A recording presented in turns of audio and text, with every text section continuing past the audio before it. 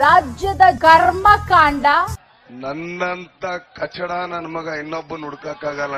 ನಿನ್ಕಿಂತಲೂ ಕಚಡ ನನ್ನ ಮಕ್ಕಳು ಹಾಸನದಲ್ಲಿದ್ದಾರೆ. ಹೌದಪ್ಪ.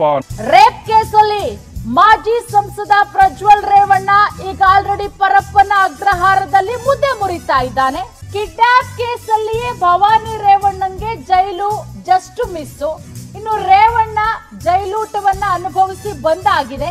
ಕಾರ್ಯಕರ್ತನ ಮೇಲೆ ಸೂರಜ್ನಿಂದ ಅಸಹಜ ಲೈಂಗಿಕ ಕ್ರಿಯೆ. ಈ ಫ್ಯಾಮಿಲಿಗೆ ಯಾವುದೇ ಡಿಫರೆನ್ಸೇ ಇಲ್ಲ, ಎಲ್ರು ಒಂದೇ.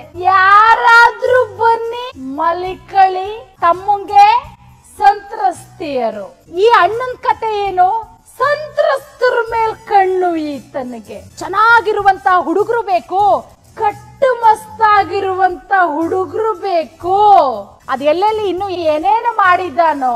ಈತನಿಂದ ಬಳಲಿ ಬೆಂಡಾಗಿರುವ ಪುರುಷರು,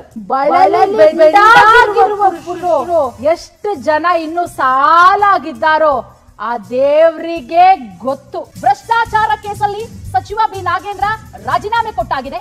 ಮತ್ತೊಂದು ಕಡೆ ರೇಣುಕಾ ಸ್ವಾಮಿ ಕೊಲೆ ಕೇಸಲ್ಲಿ ನಟ ದರ್ಶನ್ ಸಿಲುಕೊಂಡು ಪೊಲೀಸ್ ವಿಚಾರಣೆ. ರಾಜ್ಯದ ಕರ್ಮಕಾಂಡ